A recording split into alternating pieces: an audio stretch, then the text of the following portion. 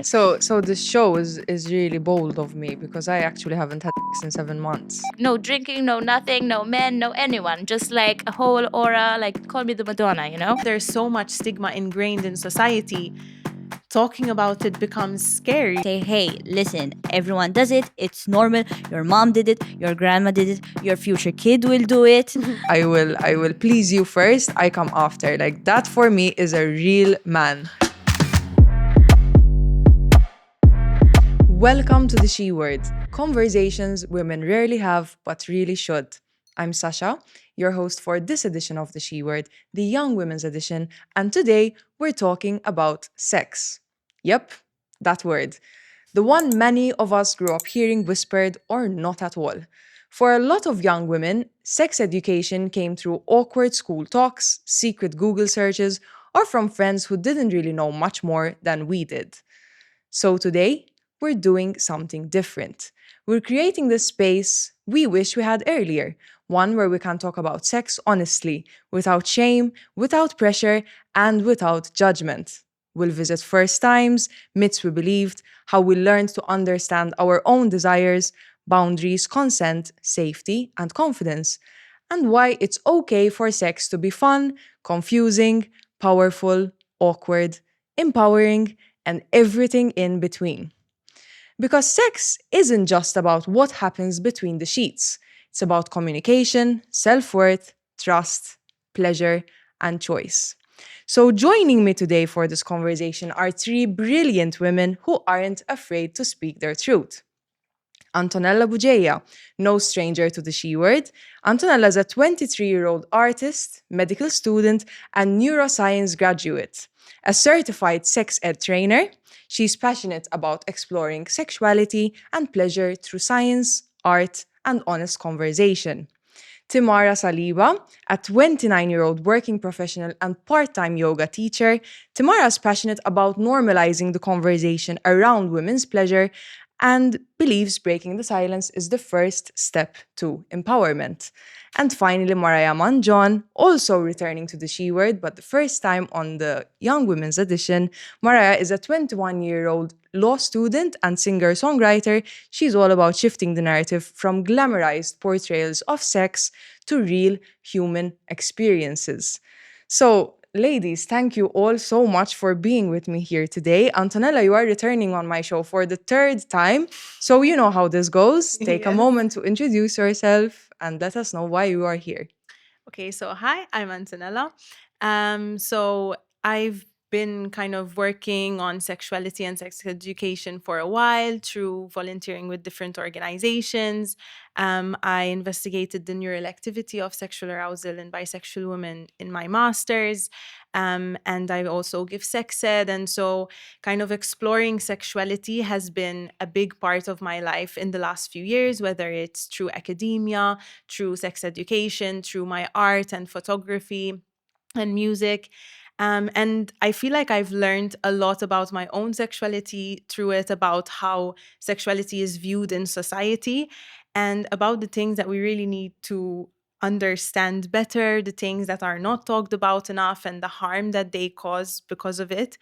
I feel like the harm that happened to me because of the stigma surrounding it, and also the harm I see in society because of the stigma around it, is one of the many reasons why I really believe in the importance of honest conversations like this, because sex is a core aspect of being human. It happens all the time. And so why do we not talk about it? You know, if it's there, it's a part of us, then why can we talk about our physical health, our arm, music, school, but we can't talk about sex? So I'm excited for this Yeah. conversation.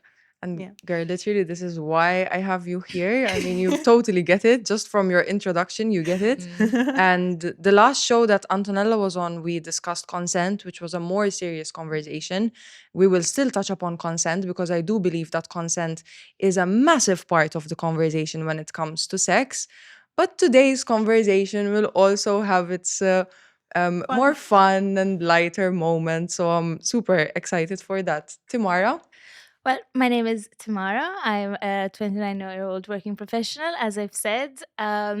Sex has been a special interest of mine for quite a while. And this all kind of started as my own, relationship with my sexuality, pleasure, and everything that comes into it has kind of evolved. And again, I remember being young, not really having that information, that empowerment, that sex for women can be amazing. You can actually feel good and have fun. And I feel like it's taken me a while to get there. So if having this conversation, being open about it, is a way for young women to be in touch with their own sexuality and be free and liberated in doing so, then yeah, I'm happy to say my piece. Thank you for having me. Oh, that's beautiful. Thank you for being here. Mariah? You shouldn't have introduced me the last one because they took all my words. I don't know what I'm gonna say now. Well, yes, I'm 21 years old. I'm a singer-songwriter. I'm also a law student, and well, I'm here just to talk about it, man. Let's talk about sex. I feel like this is such a conversation that we usually skip or tend to speak really lightly about, and we never really get into the nitty-gritty. And I feel like we have to get there and to speak about it. So yeah, but damn girls, you took all my words. I don't know what to say. Oh yeah, but I think we're all pretty much on the same page, Yeah, right? we are, we So are.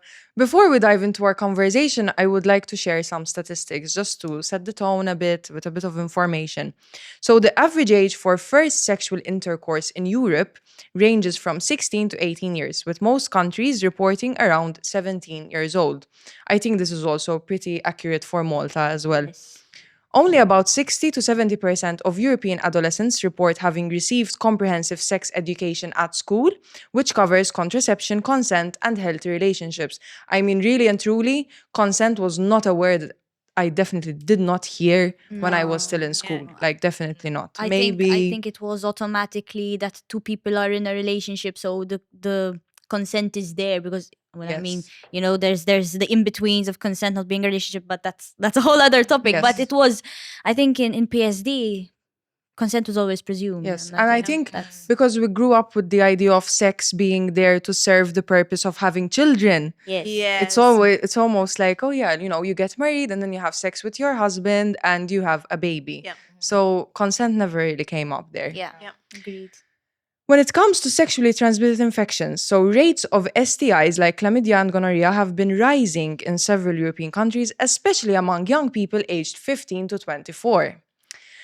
And finally, according to the European Institute for Gender Equality, awareness of the importance of consent has increased in recent years, with surveys reporting that more than 70% of young Europeans understand that consent must be clear, enthusiastic, and ongoing.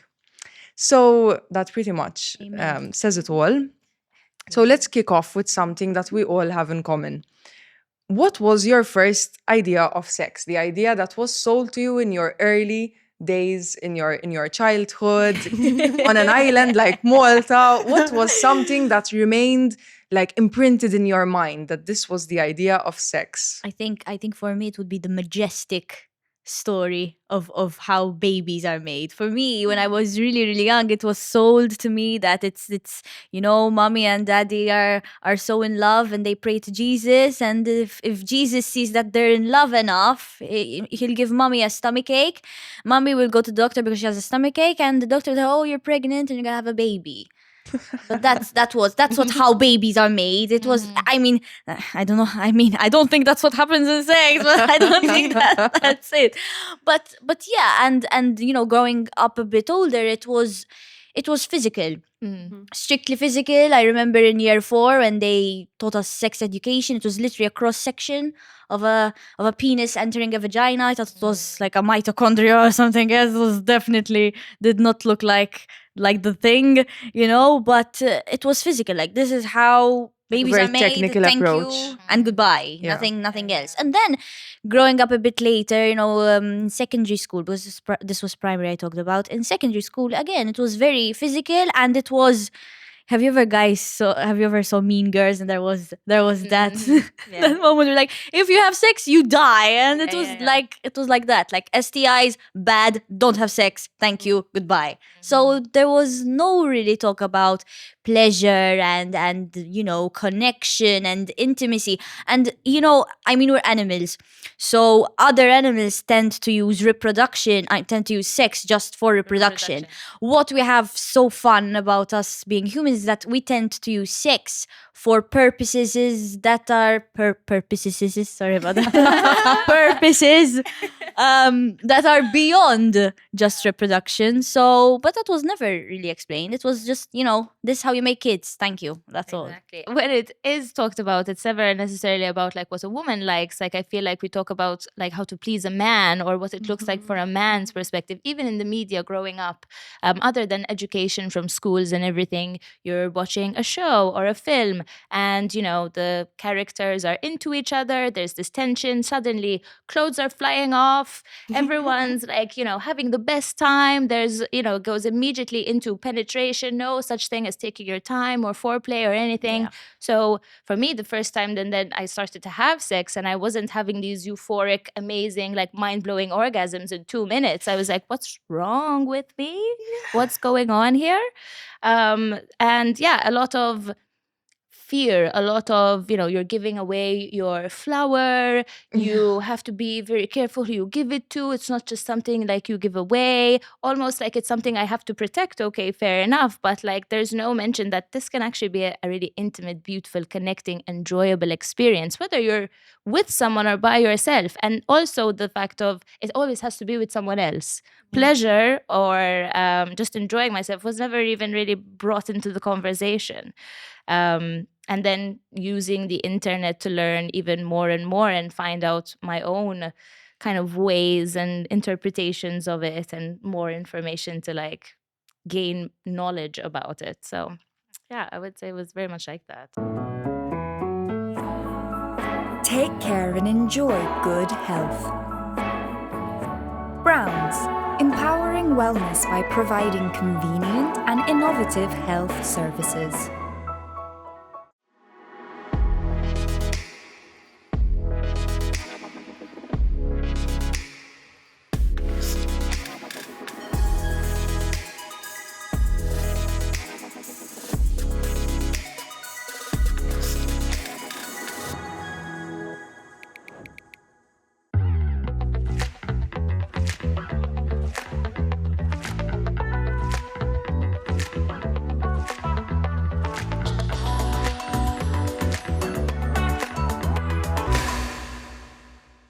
I think as well, also what you mentioned about like, then when you actually had sex and you didn't have that euphoric experience, I think it's good to mention that porn creates a very unrealistic 100%. expectations, especially for men, of what they expect from a woman.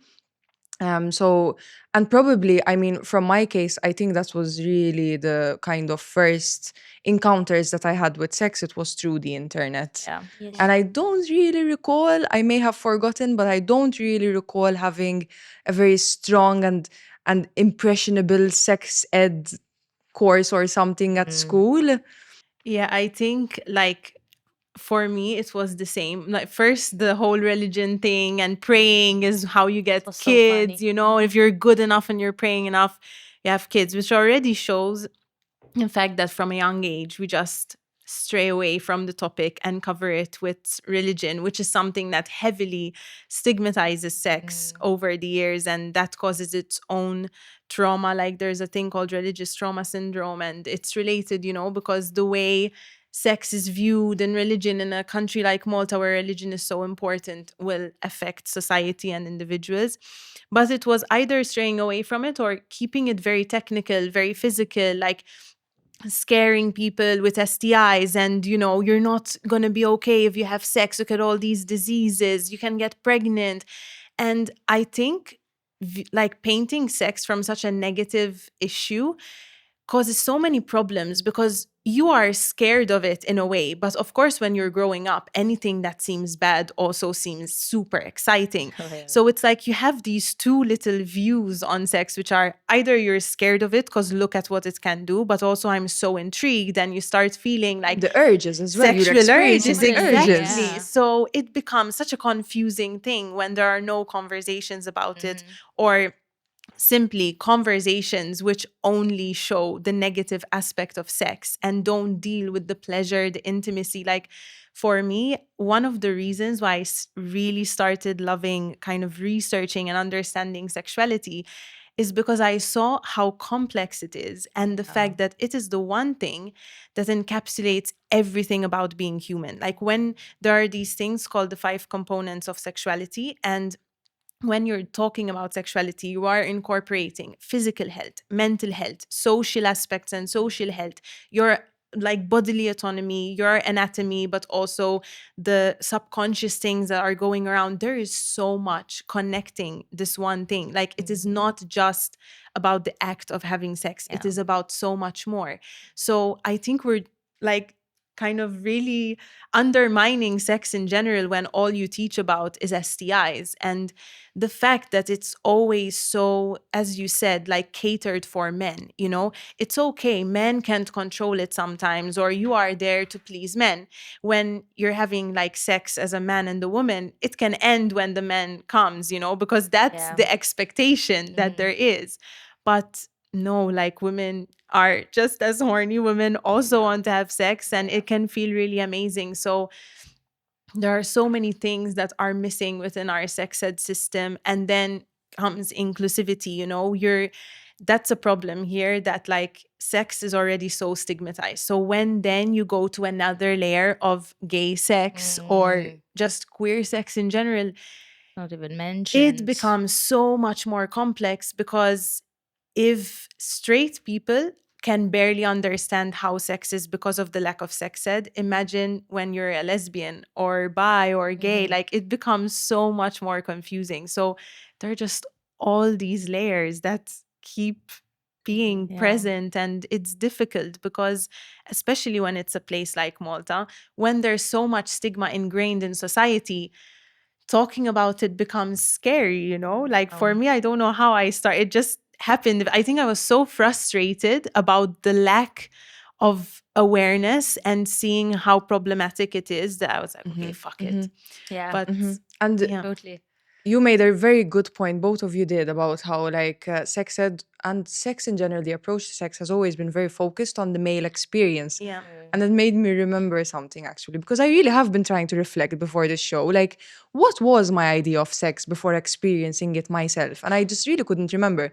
But now I just remember that once, secondary school, PSCD, I was at an all girls school, by the way. Yeah. And they had I don't know if got that's a better banana. or worse.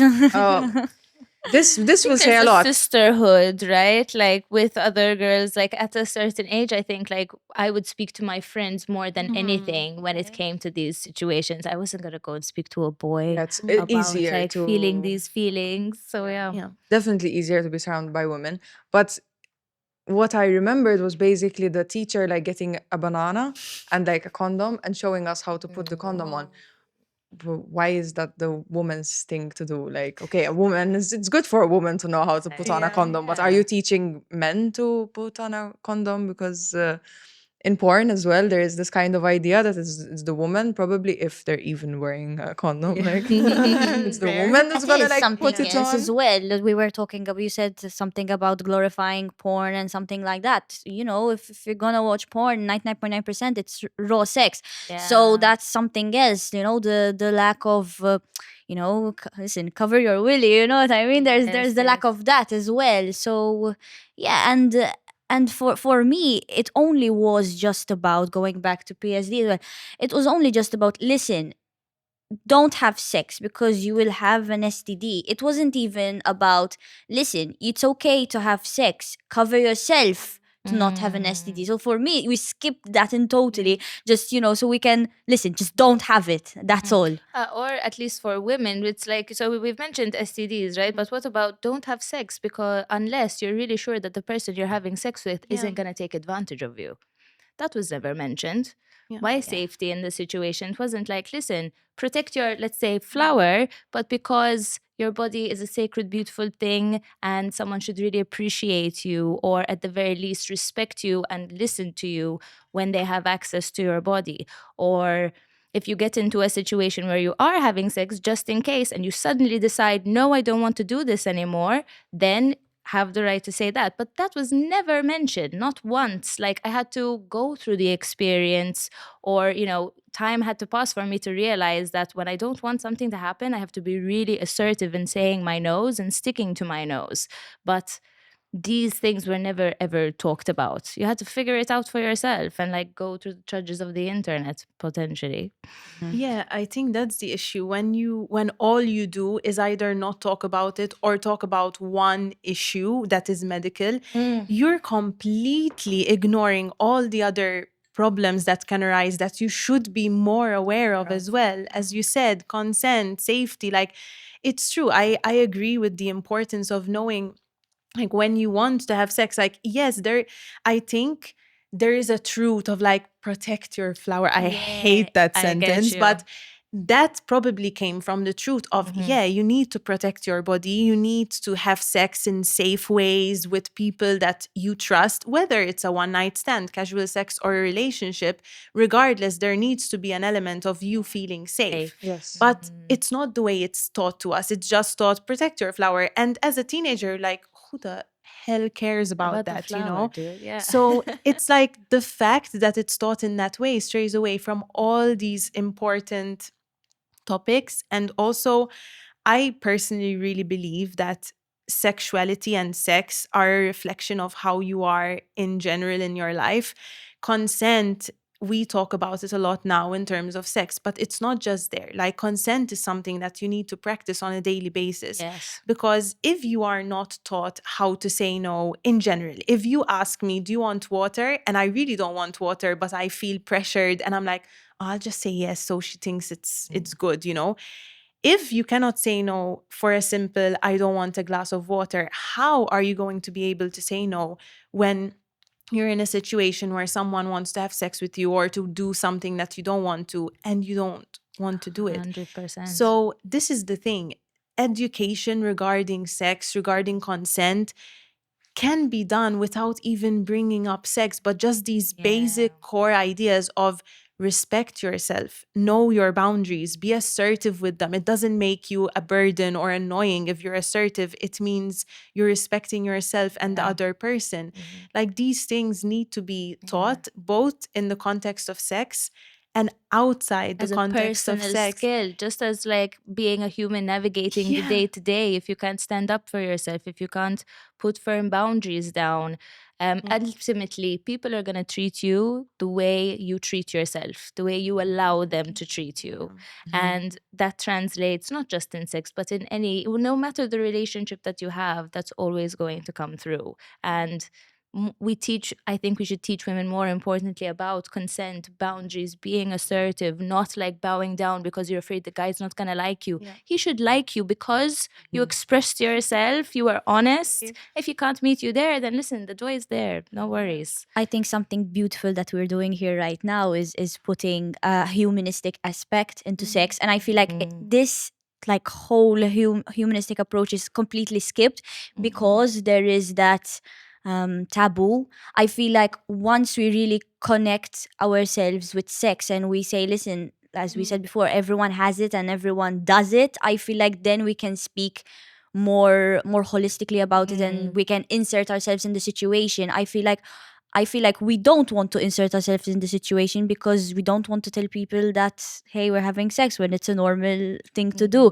So I feel like once we take that step and we say, hey, listen, everyone does it, it's normal, your mom did it, your grandma did it, your future kid will do it, maybe the Pope before he became Pope did it, I don't know, something crazy like that. Oh, no, yes, but definitely.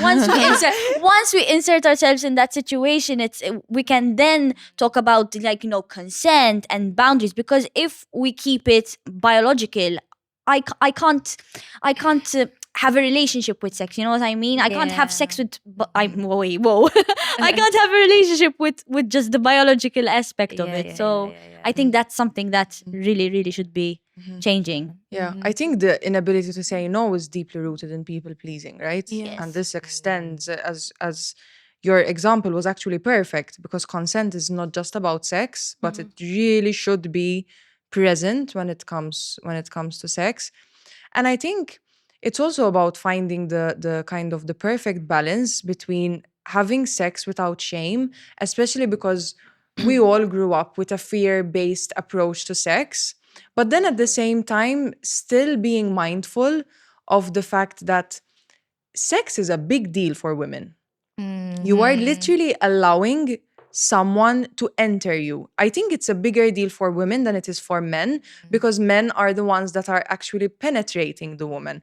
So as a woman, it is kind of your responsibility to be aware of, like, you are literally bringing something into Your your body. space. As in, I'm a very sensitive person.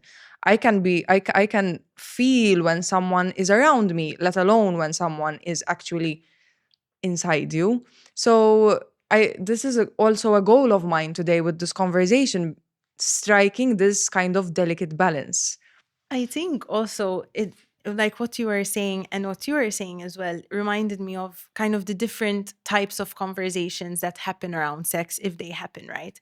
And I feel like it's either like no conversation, or the medical aspect, biological, or else, like, I feel like when you're growing up and you're having conversations with your friends about sex, there tends to be kind of, okay, there's the hookup culture right now, but it tends to be, I had sex, it was amazing, it was good. Like, there's the pressure to talk about the good parts of it, or to talk about it in a comedic way. Like, for example, I've done a lot of outreaching with giving people condoms or things like that, even with pads and tampons. And you see, especially Maltese teenagers, because sometimes people from abroad react differently. You see that the moment they see it, they start going red, they're laughing, hoo, sex, whatever. And it's like, that is not a healthy way of talking about sex. But that's most of the time the only conversation that's happening among people. And that's also dangerous, because you're just like making light of it. And most of the time, that making light of it is stemming from, you want to cover the shame because you don't know how to deal with it. So I'm just going to laugh about it, and I'm going to show off something that maybe wasn't even that good. But then that hides the rawness and the reality of, okay, sometimes I have sex and it doesn't feel that good. Sometimes the first times in general or with people are awkward. And it's important to discuss that, because that's the reality of sex. And if you are not aware of that being the reality, if you're only hearing people show off about it or seeing porn, which, of course, there is good porn. I mean, there's ethical porn and so on, so there is I porn mean, that girl on can girl be is always, it's never disappointing. yes, true. I don't know. It And depends on it's- also, but who is filming the girl on girl as well. Yes. Because I have seen scenes where I'm like, you're not enjoying this. You're It's just like, very- what is going on? I wouldn't enjoy that. I would recommend the audio erotica in that case. Then, like, there are so Yeah. many Ooh. different mediums. Yeah. Trust And reading, me. huh? Oh, Reading. I've been reading fan fiction for a Yes. long time. Now it's the romantasy, Akatar, all of the like. I love that For stuff. me, Yeah, yeah, yeah. smut does it for me. So Oh, yeah, yeah, yeah. I But can like, agree. because it's enough, but not just too much. It keeps you. It just. Yeah. but yeah, also, like, it's think great. of when I think of like the male characters in these books, right? They are, incredibly caring, sweet.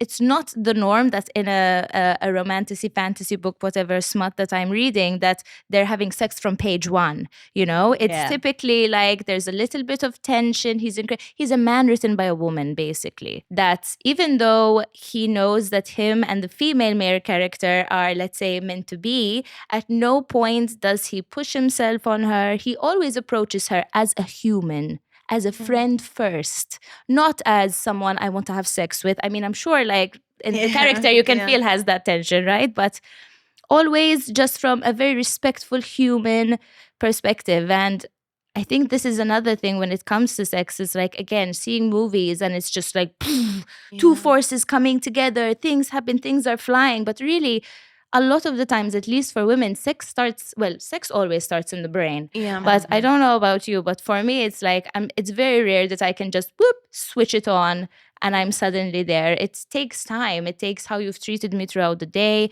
whether we've had a nice time, how I am feeling in myself. Yes. Am I able to get out of my head and into my body to actually feel and enjoy the sensations and the pleasures of the act itself, whether I'm alone or with someone else?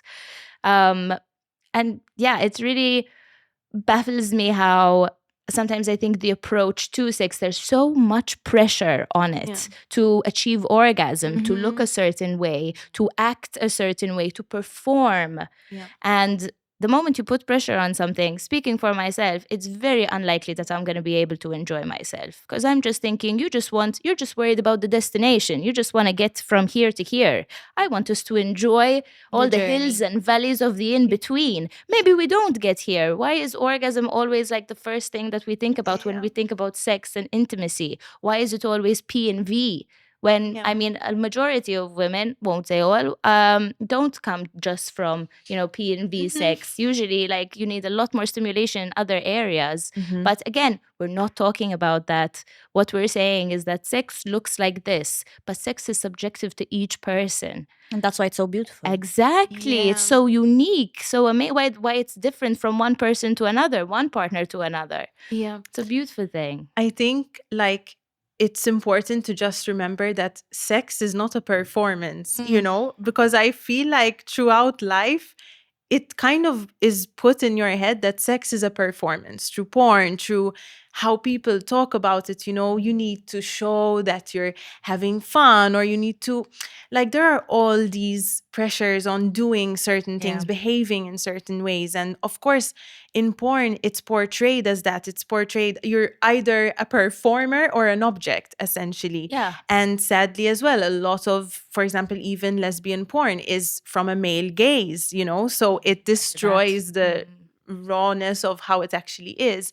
But it's so important to remember that it's not about that. It's not always about the orgasm. As you said, most people, like a lot of women, get more kind of orgasms from clitoral stimulation rather than penetration. But it's not something that's talked about. And I've had a lot of friends tell me, like, oh, something's wrong with me because penetration does nothing to me or hurts me instead. Because the idea is that is sex. Sex is having a penis go into a vagina, when it's so much more than that. It differs, as you said, according to your sexual orientation, according to the couple. And I think that this is something that is really important to understand as well, which is the fact that, sometimes, for example, having sex which doesn't really feel good with a person doesn't mean you're bad at sex, or in general sex is bad.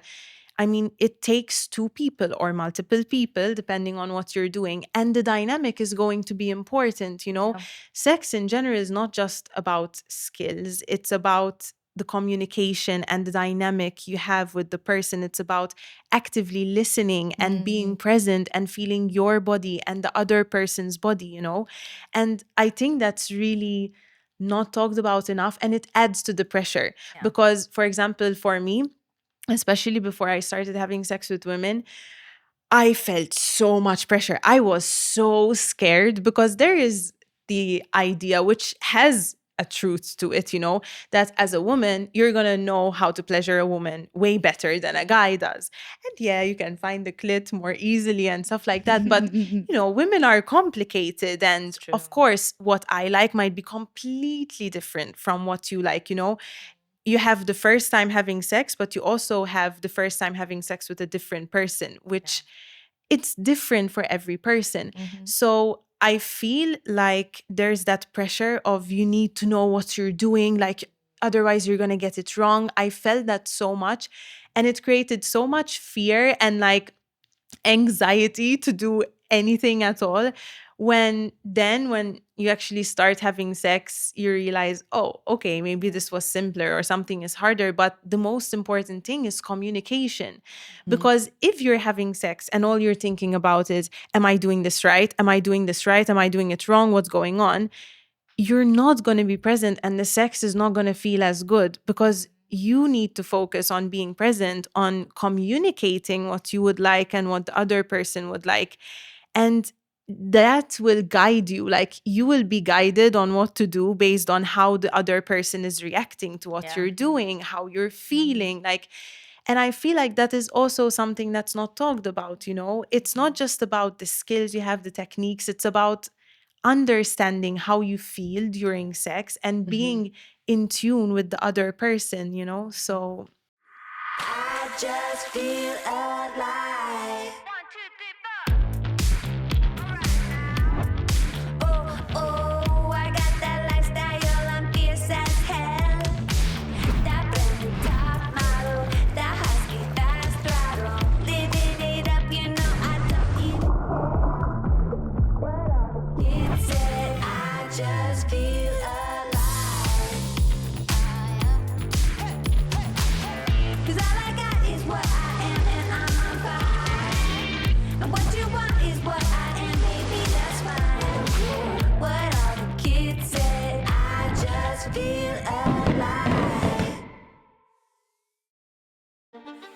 limits are part of the game. But they don't have to throw you off your game. Try new Always Platinum for up to 100% leak protection, faster absorption, dry feel, and it's more cushiony, so you can focus on your game. It's a new period, always.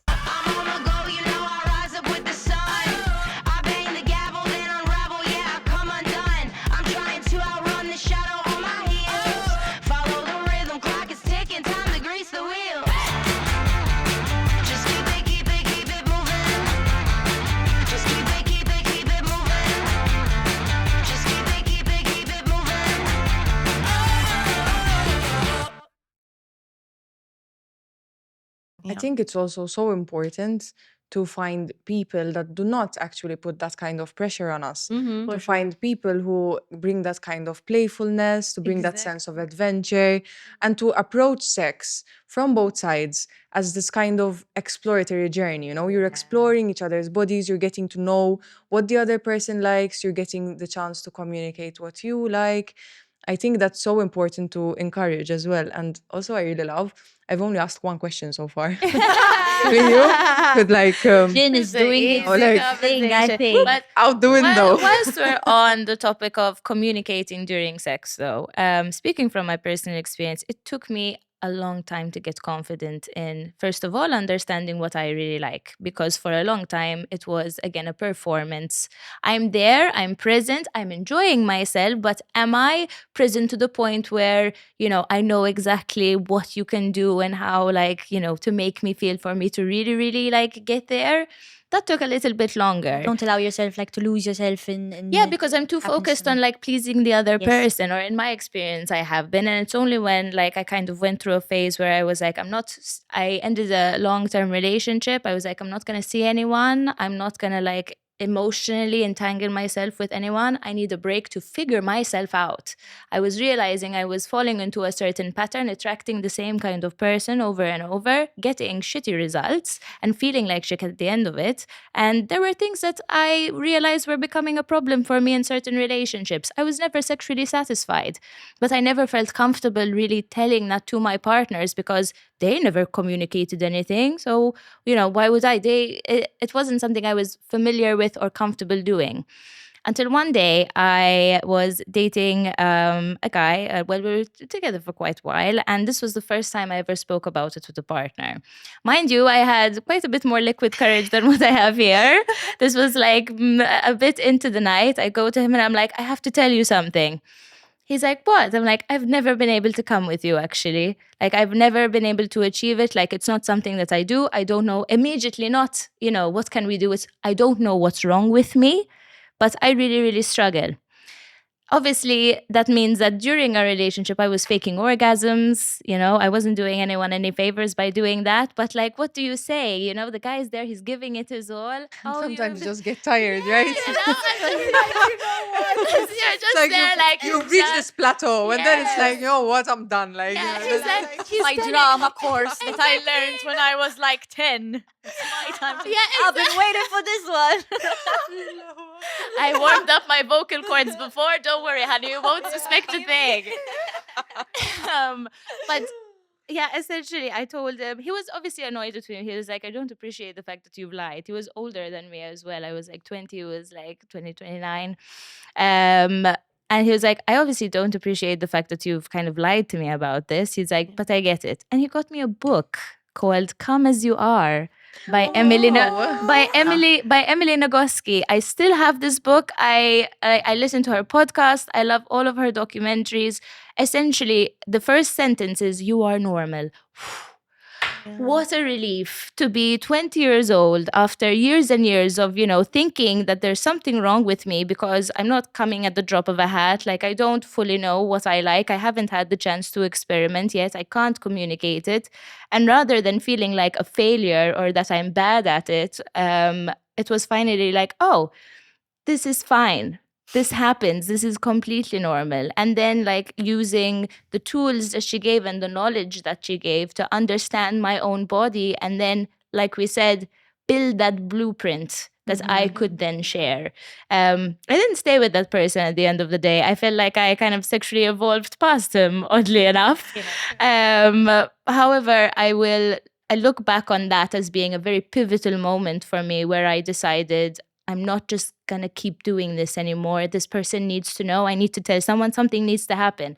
And then it's like a snowball effect going forward from that, where I was like, this is my sexuality, to me personally, is important to me. It's an important aspect of my life. This is something I want to continue to grow and explore in. I ended up in another long-term relationship, which also had its ups and downs. But after that, there was that time of being single completely by myself, learning about myself, going to therapy, spending that time by myself, to then eventually be in a place where I'm like, okay, I think I want to explore some aspects of myself. I want to see what this might feel like, or what I would do in this kind of situation. But it is tough. And especially, again, coming back to, if you don't have someone you feel comfortable talking to, you're most likely not going to do it.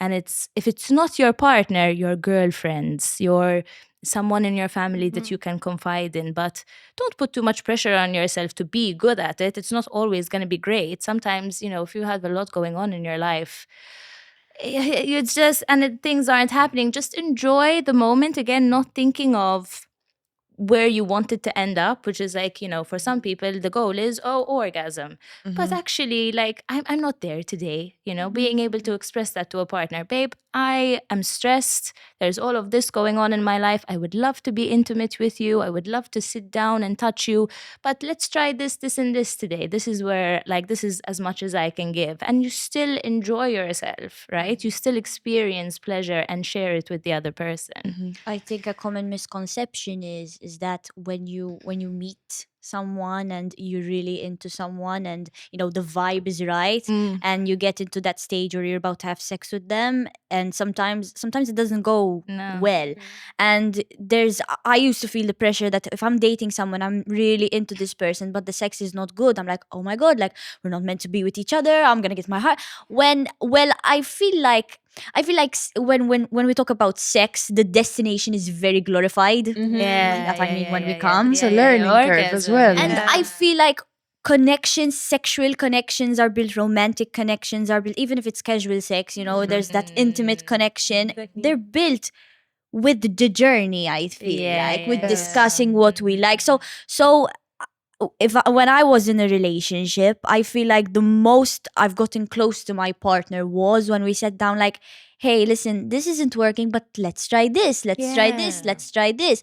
And I feel like sometimes we focus too much on the destination, but the journey is bloody amazing. I feel like foreplay and getting a little bit of touch in there and there, I think it's and I feel like pornography does a lot, that it takes us too much to the destination, and it doesn't.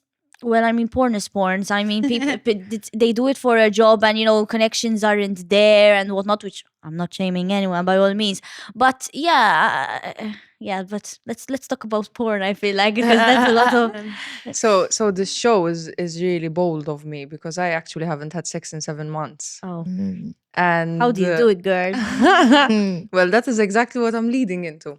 So I am all for, like, I really do not judge a sexually active woman. I have not had sex because I judge that. But some experiences in my life have taught me the beauty of celibacy. And of course, not having sex right now for me is a choice. It's not because I can't have sex. But there was a point in my life where I had done 2 years not having sex. Of course, prior to losing my virginity, I had already experienced sex and been in long-term relationships. But very similar to what you mentioned, like, out of a relationship, okay, I really need to shift the focus back to myself, and I need to retain my sexual energy. Now, as many may know, I am also a certified yoga teacher. And in yoga, especially in yoga philosophy and in Western philosophy, there is this idea that a woman harnessing her sexual energy can make her very powerful. And it is something that I believed when I read it, and also I believe now that I have experienced it, because the more that I kind of abstain from sex, the more powerful I feel. And there's this kind of this you're taking ownership over your body, and especially when you're kind of a woman who's in the public eye, who you can feel that a lot of men would love to you know get any second with you. And it's kind of like, well, I do come from a bit of a traditional background. I think we all do. I have had my fun exploratory stuff like growing up, but now I've kind of settled in the space of, I'm just so mindfully aware of what is coming into my space, Yeah. literally. I really like that. And I think for me, something that's really important is the different phases related to your sexuality that happen in life. Yes. Because I've had a similar phase very recently, where it was also after an intense breakup with an ex-girlfriend. I feel like that is the thing that puts you at rock bottom and you gotta, but I remember when I first started having sex, like I was in a relationship which really allowed me to explore what I like. I felt safe with the person, and that I will forever be grateful for, because it was a really nice kind of introduction to the world of sex. But then it transitioned to a more fun, exploratory, like, more related to casual sex, Yeah. or sex which was not always necessarily emotionally attaching to the person, which I think was also useful in my case. Yeah. And then after that, I had my breakup, and it went to a more like, okay, you know what? I don't want to have sex right now. And I think all of the phases taught me so many different things about myself. And I feel like at the moment there's a big hookup culture. And in fact, even my friends were like, what do you mean? You're not dating anyone? You're not like, what do you mean? Where's Yeah, Andy yeah. Antonella? We know. And it's like, sometimes you need it, because sex, relationships, they're all really romanticized. And it can often feel like if you're not having sex, if you're not dating anyone, you're doing something wrong, when it's not true. Because let's face it, imagine you start dating when you're 15 and you have the rest of your adult life never having 1 month, for example, where you're single, where you're alone with yourself. That's crazy to think about, because look at how much growth, how much change happens in those years. So if you never have that time to focus on yourself, you're missing out on certain things, because you learn a lot by being with other people, but you learn a lot also by giving that love and energy to yourself. And I really learned that of, you know what, right now I need to give myself that love and energy. And sex after that period felt so much better, because I was more in tune with myself and with what I want and with other people. And I think also something that is really not talked about much is sex after sexual abuse and rape and trauma, For me, like having sex after my sexual abuse experiences was really tough. And I think it's very difficult to tune into your body again, to feel safe again with another person. And it's yet again another complex layer that's not talked about. Like, I think it's important for you to be able to open up about certain things that might feel different, certain things that, you need to work more on. So it's important to really just love yourself as well and explore these things with yourself, and to be able to communicate and see that sometimes you're going to have a different phase related to sexuality. Sometimes you're going to have different days, different moods. There's this is me nerding out a bit, but there's a dual control model of sexual arousal, which I love. At the break. Exactly. Yes. And I knew you would mention this at some point. I was love like, it. yes. Like, this And is one of context. yes, We're all in the same boat. it's one of my favorite concepts in the world. I don't know why. When I first read about it and I wrote about it, I was like, Light I just bulbs. love it. Yes. Can you explain it? And Yeah. okay, I'm so lost. Oh. okay, Oh, so basically, the dual control model of sexual arousal is explaining how sexual arousal is not just the turn on, right? It's also what turns you off. You So have it's an exactly accelerator and a the brake. It's like a car, you know, you have the thing that's Okay, moving okay, that and the makes things sense. that's the Okay. brake. Such a great analogy, So, actually. yeah. So what happens is a lot of the time we're focused on the accelerator. We're focused on what turns us on. Like, yes, this is the thing. This is the thing. This is what's working. This is what's gonna get me to go. And we forget about the brake. But Break the is like the ick, like Yeah, let's Yeah. say I mean, okay. An What turns us off? exaggeration of the ick is you're having sex and suddenly your parents walk in. Your break is you are not good. I mean, unless you're into that. sexual arousal out the window. Exactly. Okay, So yes. some people have a very sensitive accelerator where they don't need a lot of sexual stimulus to get going. And then you can also have a very sensitive break where even just, I don't know, your partner's arm hair on your arm is like, oh, Yeah. don't touch me, babe, I'm sorry. And also context, very, very important. Sexual stimulus, let's say, if my partner smacks my bum when we're mid-argument, livid. exactly. I'm not having a nice time. Obviously, the context is not sexual there. However, if my partner slaps my bum in a very playful way when we've been flirting all day, we're on the way to a date, you know, my accelerator is like slowly revving up. So exactly, like the context matters as well. And I think the break, it's important to talk about the fact that there are 100%. these like specific little concrete examples of the break, but there are also big things that people might not be comprehending or communicating that will cause issues, because things that contribute to the break include things like sexual abuse, include memories that sometimes we don't even remember.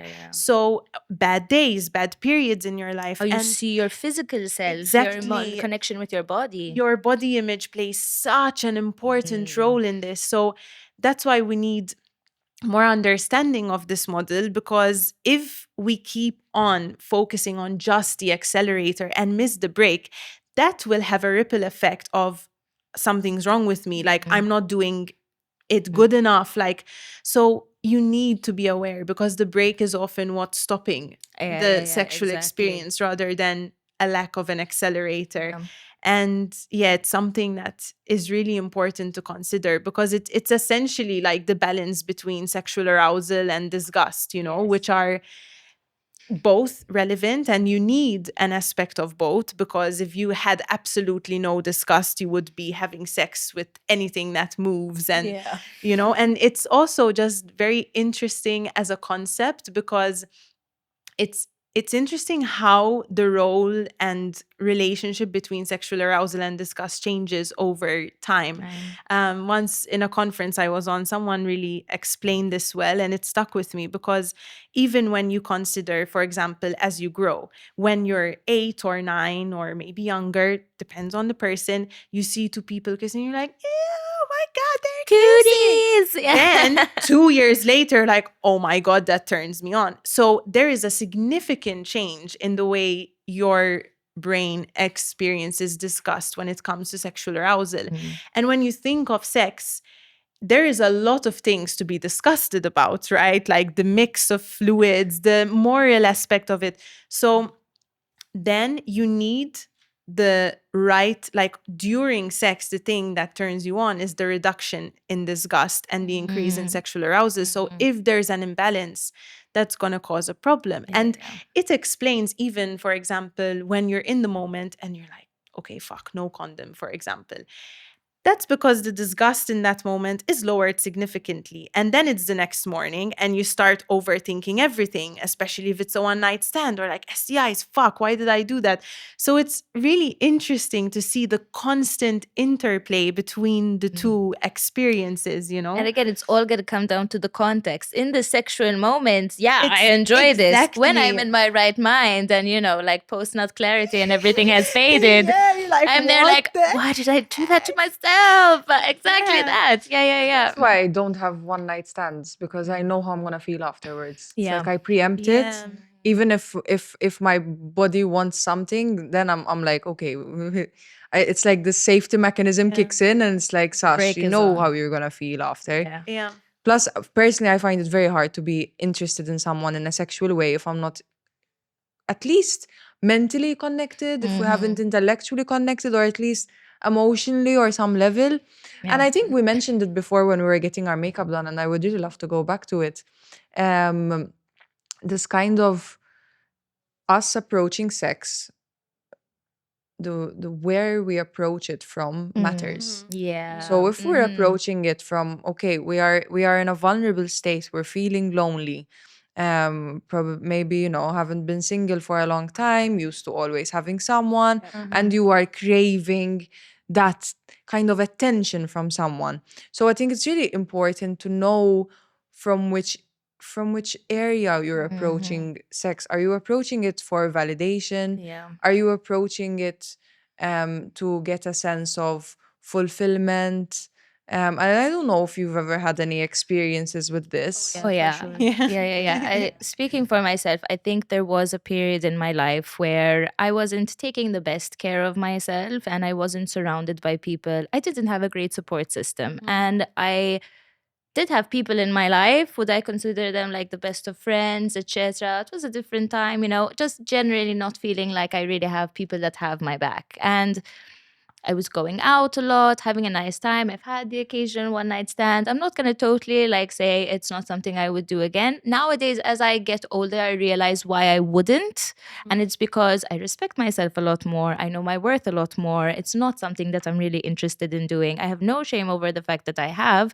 But again, coming back to this, the place I was coming from wasn't, I want to connect with someone. I have I want to have a nice intimate moment. I want to have a little bit of fun. It was coming from, I feel lonely. I need, I'm out and about. I just don't want to go home alone. Sometimes I just don't want to go and have to face being alone again. And sometimes it was much easier to get out and find someone and have sex, even if I'm going to regret it the next day, because the momentary hit of that, oh, I'm not alone right now. And that was how it manifested for me, right?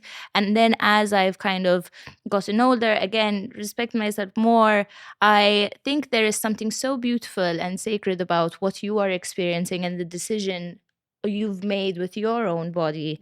And I think, like you said, it all goes in phases. I have had the celibacy phase where I'm like, I'm done with everyone and everything. My Done body with is a men. temple. I'm sober, no drinking, no nothing, no men, no anyone. Just a whole aura, call me the Madonna, and then there were the whole phases. And I honestly, they were fun times. I wouldn't then there was a time of connecting with sexual partners and having a kind of connection, whether that be mental, maybe not emotional, right? Because similarly, I didn't necessarily need the emotional connection at that time, but the sexual connection or whatever I had with the person allowed me to explore a little bit more. Both are parts of myself that I got to explore and have led me to where I am now. And it's all just essentially a lesson, and it's what you're taking from it, I think. Yeah, totally agreed. Yeah. Totally agreed. You wanted to say something as well. Yeah, Flo. I come from the same place, but for me it wasn't loneliness. For me it was validation. I tend to suffer a lot with body image. I tend to go to the mirror and be like, oh God, look at you. So yeah, so sex for me at a point in my life was, just basically getting someone to look at me naked and say, wow, you're hot, kind of. That, but what I learned from it is that is an internal process that you have to do. 100%. The Brad Pitt can come into the room and tell me I'm the prettiest lady in the world, and it would be great. I mean, yeah, But I you feel need to believe but it. I need to believe it, Yes. and that's something that sex has taught me. Yeah, but yeah, girl, I feel you. Yeah, 100%. Again, it can be such a beautiful, amazing, connecting thing. But if you are feeling like sex is there to fill a hole in some kind of way, I do, like you said, think it comes down to you, where you kind of have to take stock of your life and be like, do I have people around me that care about me? Am I connecting with people? And sometimes the sex, like you said, the validation is a replacement for, sometimes you don't even really want to have the sex. You just want to have the person there. You want to have someone. And on this, Feel the warmth of connection with the here and now with Myoka Spa experiences and vouchers. Discover more at myoka.com. Something about the way you bounce makes me want to keep you around my mind, my mind. Something about the way you sound shakes me up and makes me get down on my, oh my. Because you feel me away. You feel me away. Because you feel me away. You feel me away, away, away. Because you feel me away. I've had an experience. I was quite young when this happened, where I was really interested in someone, but they weren't emotionally invested, or they didn't want an emotional connection or a relationship, Yeah. but they wanted sex. So I had settled to have sex with this person because I had this massive crush on him, like, and I wanted to just experience him. But then I think this was what I consider to be my one night stand, which it really is not a one night stand. But it only happened once. And then after, I really felt like shit. Even though he had communicated and he had told me, like, this is all I can offer. I can't give you anything more than this. But I was like, you know what? Like, I want you so badly that I will settle for this. So that's exactly the word. Settling. You betrayed yourself in that moment. Exactly. Or That's maybe that's where or it maybe comes your from. experience will maybe change him, because you know the Exactly. change him. I think everyone passed. I could change him.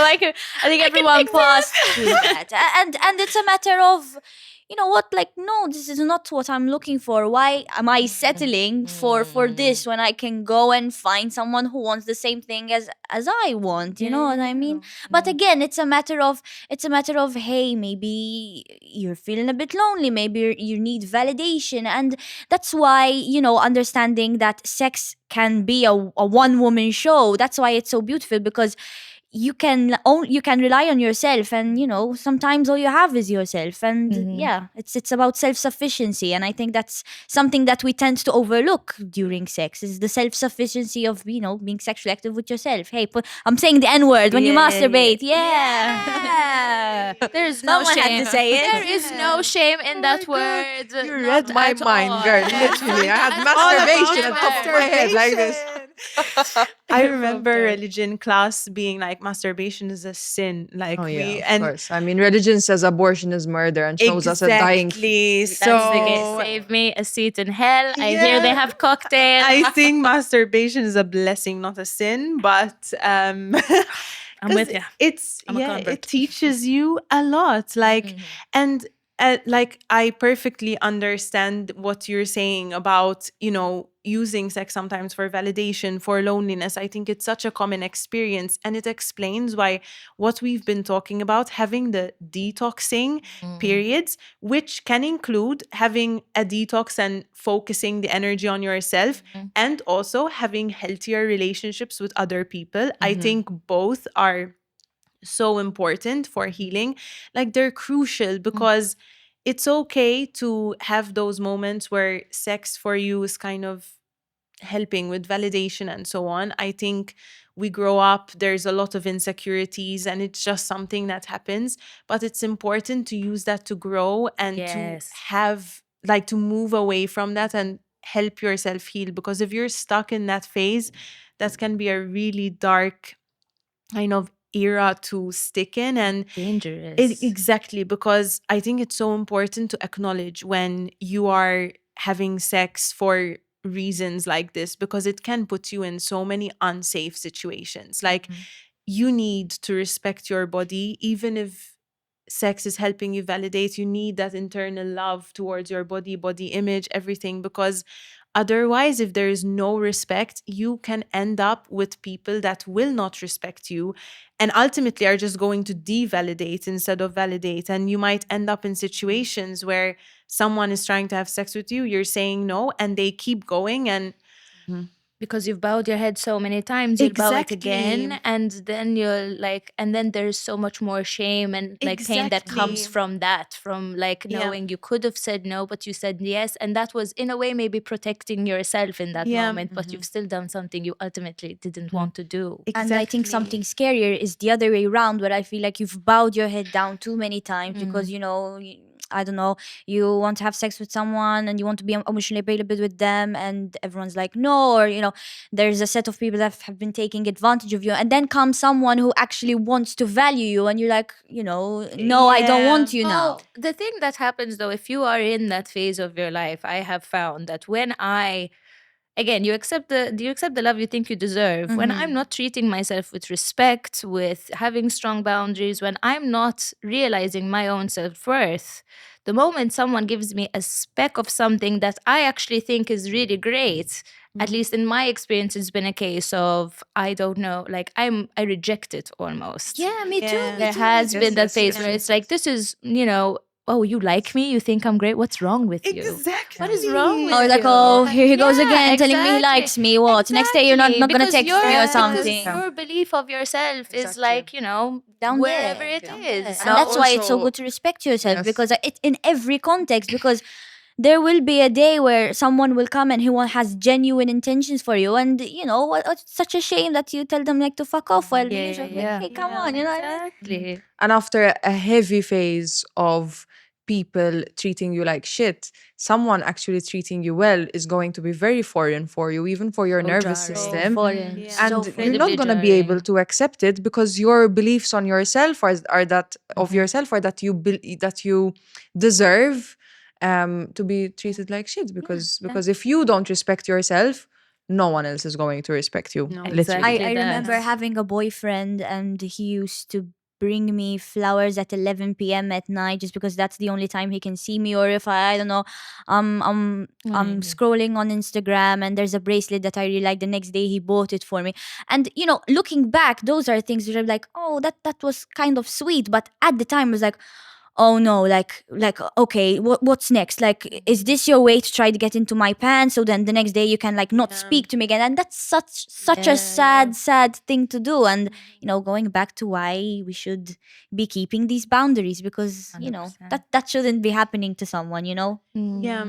Sometimes also our body gets used to, for example, the emotional instability or the ups and downs Yeah. Gets in aroused by relationships. danger. Exactly. And then when something feels safe, you're like, what? Where's Like the a foreign body. Where's literally. exactly like And not where's only the that, it's adrenaline? boring. Exactly. It's and boring. it's When you're so used to the sad. toxic, when you're used to the toxic Yes, push and yes, pull, when yes, you're yes. used to a guy like giving you a person giving you the Yeah. runaround, and then someone that comes and is emotionally available, you're like, well, there's, I'm not fighting myself. I'm not constantly in fight or flight. Yes. What do I do with myself in this state? And usually Yeah. you push that person away because they're showing you what you could have, but you can't meet yourself. Everyone is a mirror. And I think it's through that exploration of yourself where you kind of then realize that, oh wait, a relationship or at least something healthy, because let's not put labels on it, but it is that peaceful aspect that should be there rather than that sort of like turmoil with yourself and the Yeah. other person.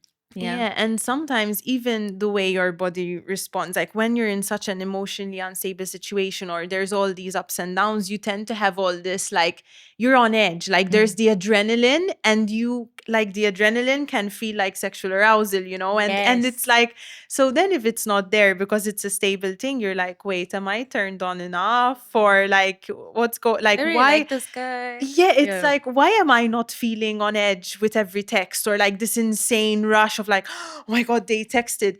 It's because it's safe. Like it's not a big deal not because a threat. Yeah, your nervous system is regulated. Homeostasis. Exactly, but it's Who is she? confusing, it's confusing because if it happens so many times, you kind of just associate being aroused or being into someone with that feeling of on edge, of anxiety, Yeah, and you cannot exactly. differentiate, so then Yeah. it's You know what's really sad as well?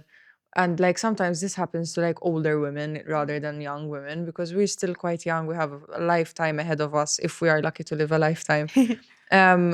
But like when you hear like older women who maybe it's just out of a really long relationship and only had sex with this one person and never got an orgasm in their life, never got cuddles after having sex. And then it's like, they're in their 40s or in their 50s. Make love to them myself. And then they're like at this age where it's like this is their idea of sex and they have no other idea. And we're actually so lucky that we are The information. open, we've had different experiences, and we can, like, okay, this was like this experience and this was like this, and maybe this is more my thing. But to see like an older woman who has never actually experienced being taken care of, being held, a safe space created during sex, the woman's pleasure actually given like importance. Like, I love a man who is like, you first, like, you're my queen, I will please you first, I come after. Like, that for me is a real man. Or at the very least, it's fine if like he comes, but don't just automatically assume the game is over. Oh yeah, for sure. It's halftime, my guy. Come on, get some water, refill, let's go. I'm not done. Change sides. Switch Ready to teams. nap. Fine. Yes, and it's like, it's something that I noticed a lot when the difference between having sex with a man and having sex with a woman, like the dynamics are just so insanely different, at least in my experiences, right?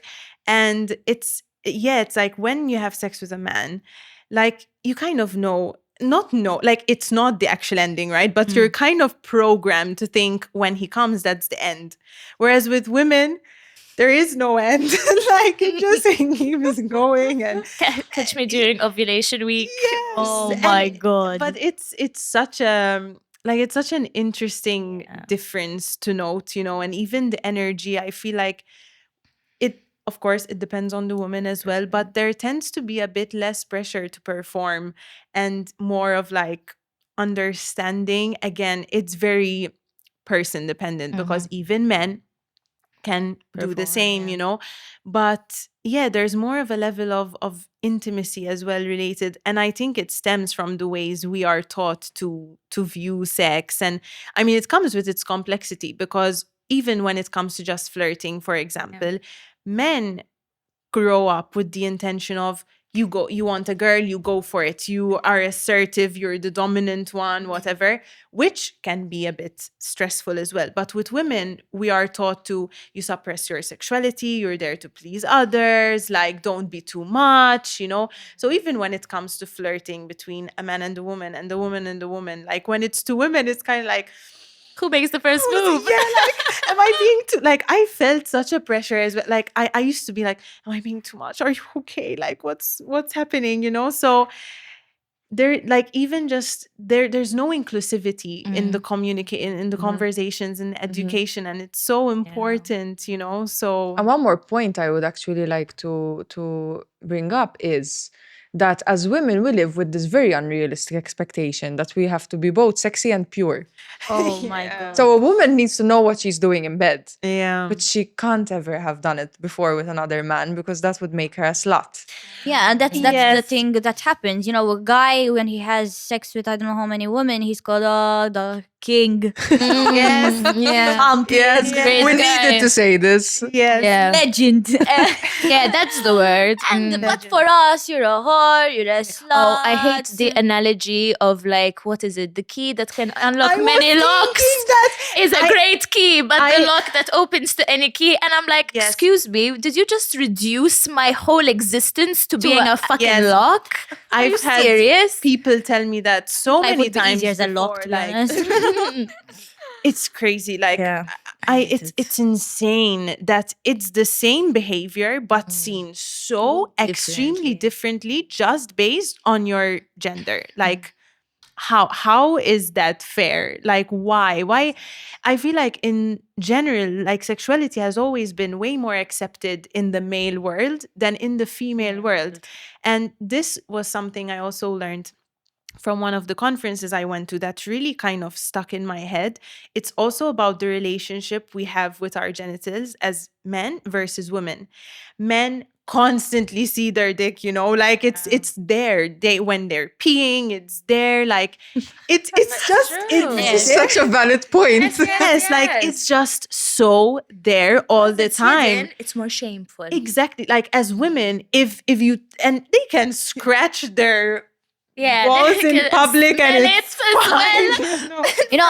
I have an unpopular opinion. I feel like if if guys' dicks were more on show than our bum and our chest, I feel like they'd shut up a bit more, to be honest, and they'd judge a bit less. Yeah. Yes, You but- mean like having to have like always seem like you have a massive package. Yeah, like, and putting pressure on them. yeah. I feel like theirs is always covered for us. Like even if you wear just a tiny Mm. dress, so everything is showing. So I don't have the largest set of boobs, and that's very visible. So men can easily judge and can easily comment on that. I can never like look at the guy and say, okay, his penis is like yay big. I highly recommend And you if do he's a it. grower, you really can't tell, right? Yeah, Which but is that puts us in a vulnerable state as a woman, that we're constantly being judged, and that relates back to Yeah. constantly have to perform and lack of self-confidence. Anyways, I think Yeah, but also the going type back to all the topics. the type of men I see like judging women, it's like, where do you get Get the audacity. audacity. Yeah, like take a moment to look at Harmonized yourself. girl. to have the audacity of Like, look at yourself first. You are really not in a position to be saying, "Oh yeah," because I'm a high value her man. boobs could be bigger. Like His boobs are bigger than mine. I'm pretty sure that when we're butt ass naked in front of him, he's gonna say, "Okay, so your boobs are kind Girl. of small. I don't think I'm gonna have sex with you now." Like, I'm pretty sure you'll be drooling, kind of like foaming a little bit at the as mouth. if, Also, I've all never- boobs are nine. Like there Yeah, are some all people bodies. who, like it's there, but I think it's so interesting actually because what you said about like our boobs and asses kind of being on show more, and then our vagina is way more hidden than their penis. Like growing up, they have more of a connection than we have a connection because some people have never even seen their vulva, because you can't, like, if you look down randomly, you're not gonna really see the full picture, so You need to get a mirror Get a in there. mirror. You need to get a mirror, but don't be it's- shy. so it's such a weird thing to think about of like, for example, you can see, well, I don't have a dick, right? So I don't know how the experience is, but it's so much more difficult for us to even see our genital. Like that already creates such a disconnect. Yes. And then having, close your legs, don't touch there. Oh my God. So there's so much honey, I'm in- gonna man spread more than a man does. Like I'm literally man spreading right now. Woman spreading, if you may. There you go. Yeah, The so lady spread. Exactly, ladies spread. yeah. Sounds like a really good jam. or something. A reclamation, let's say. Yeah, so it's Yes. very interesting to see even the difference of the fact that boobs and butts are so there and so Yeah. discriminated against or talked about, and Objectified. yet our genital is very hidden. And I mean, thankfully, so people can discriminate, I guess, but like there's such a disconnect. So it's I think even the disconnect is more disconnected, I guess. Yeah. Even when, how we see that, periods and Yes. tampons and Mhm. pads are so like hush hush. And I feel like the Yeah. discussion now it's Yeah. it's starting to become less of a taboo. So I feel like even health wise, our vaginas, Yes. let's We not talk about our not vaginas health. discussed, And yeah. then Oh, it's furthermore kind of tabooed because not only we're talking about health, which sometimes okay we can close an eye because it's health. Now that we're talking about it's pleasure, yeah. So I feel like it disconnects us more to our vagina. So Yeah, Yeah. and even like I remember when I was on the Women and Intimacy podcast, I was talking about how there are so many different shapes of vulvas that people aren't even aware of. And Yeah. Trude had said, like, I wasn't even that aware of that. And it's crazy because even in porn, a lot of the times it tends to be a very specific Yeah, like the perfect kind of shaved, image of very a vagina. manicured, like Yes. Seen normally as well, not an Yeah, outie. exactly. So people then start thinking like, okay, wrong what's with wrong with me? mine? When in reality, yours is probably more common than what you see, So there's just so many layers that keep and the grooming aspect of it as well. Like I think it also highlights the importance of how you were saying that it needs to be internal validation that's prioritized. Because if you stay thinking, oh my God, completely no hair is the best way to go, but then you are with a partner who's like, no, but I like hair. You're like, oh, then what's right? Like if you're constantly trying to groom your body or keep your appearance or whatever in a way that you think is what fits and trends in society or is what your partners want, you're never going to feel right in your body, and it's never going to work because trends change all the time. Yep. Partners might change, partners' preferences will change. So if you're constantly trying to shape yourself in what you think is right based on what other people want, it's not going to work. And even like, it's so different. For example, in more Western society, innies are much more popular, like, you know, in porn and so on. And then recently I had learned that in certain countries in the world, people actually try to stretch the vulva of women because it's seen as better and gives more pleasure and so on, to have more out. gosh. So it's crazy. Like, it's really crazy to think about, which continues to show how you need the internal validation, how Exactly. Like, all bodies are yes. beautiful, because subjective things created by society, created by people, are subjective. Yes. They're changing. Yes. They're And temporary. that's why it's so important to find your truth Yeah. and not have it based on what society expects you to have. Because you know what? Like, for example, on shaving. Shaving is a real inconvenience. Oh, At yes. some point, I felt like pressure, like from society, like, but which is also for me is a bit fucked up because the kind of shaved vagina is very pubescent, and it's Yes. like, why do you want my vagina to look how it looked when I was a child? Like, I'm a woman now. Yeah, like you want me to look like I haven't developed yet? Yeah. Have you asked yourself that? I mean, I like to assert myself in that way, and especially when it comes to my general body hair. It's not the first time that like I'm in a long distance relationship. Not to say that I never shave. Like sometimes I do, sometimes it depends. But obviously when I'm not seeing him and not around him, I'm like, you know what? I don't need to do any of this for anyone. The person I'm most attracted to, who I want to see me as like a sexual, you know, entity, is not even here. So my armpit hair is growing, my legs, everything. And I don't really care. If it bothers someone, it bothers them. It doesn't bother me. And you at know one what also point- really?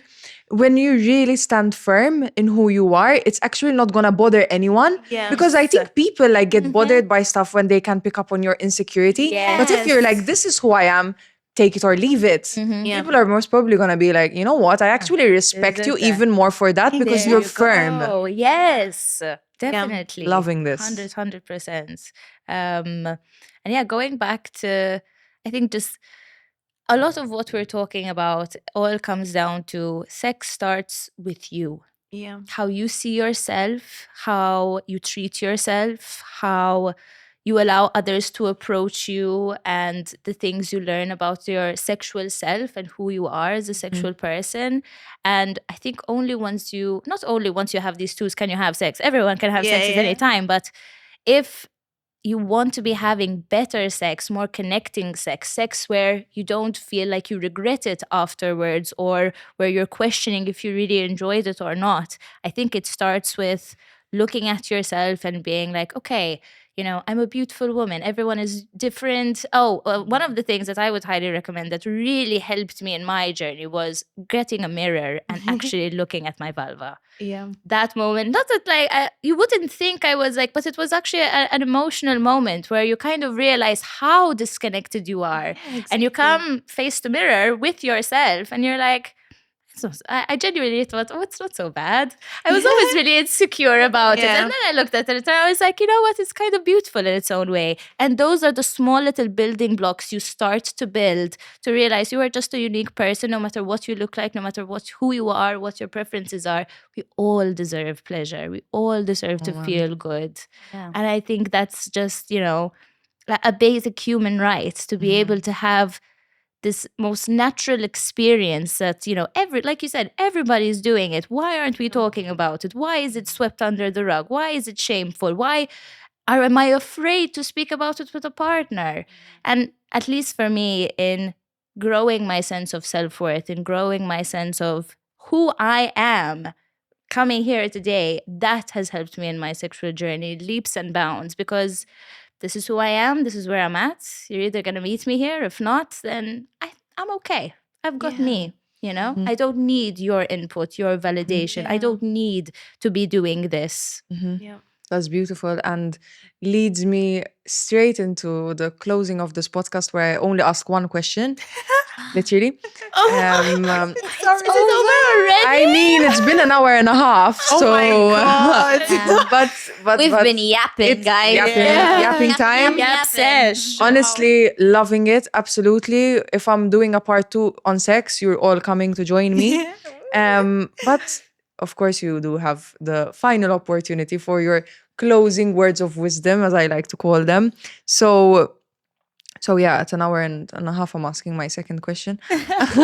So, what's one piece of advice you would give any young woman or any woman really watching this show who's trying to figure out what sex means to her? Like, what would your message be? Everyone's looking at me. I think I should. Oh, Well, I think it's a very personal experience. And I think that, as you said, it does start from you. So I think it's okay to look at porn and to see, oh, I think I would be inclined to that. It's okay to do your investigation and look around and learn. Because that's just a very important thing to learn. But sex does start from you, and it is a personal experience. So it's always, to look inward and say, okay, this is what I want to do. This is what I want to talk about. This is what I don't want to do, and all of that. I think sex is very personal, and that's why it's so beautiful. So, keep it personal. yeah. Beautiful. Uh, oh gosh. Okay. I'm gonna say what I would have liked to listen to when I was younger, which Exactly. was you are normal, you're beautiful, and you are yourself, which no one else can take away from you. Sex is a really wonderful act. You can be curious, explorative, playful, intimate, you can like come your brains out, whatever you want to experience. The really beautiful, beautiful thing about it is like how you show up. And if you are going to have sex, have it with someone who respects you, who you can speak to. And if you struggle to communicate, if you struggle to stand up for yourself, start from there. Start with how can I learn to be more honest and more myself when it comes to sex so I can have a better experience with whoever I'm having it with and have fun. That is amazing. Brilliant. Okay, I got too lost in what you guys were saying to think of something, but I agree with what both of you said. I think you guys framed it so beautifully.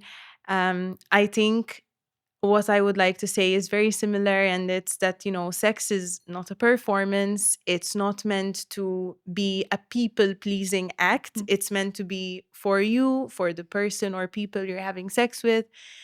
Pleasure is important. It's not just bad, but as you said, it's important to communicate your truth, your boundaries, always have sex that you feel safe in, and to just explore with yourself, explore with other people. Like, it's a serious thing, but it's a beautiful thing, and it can be fun. It can be whatever you want it to be. So, don't be scared to be assertive, to say what you need to say.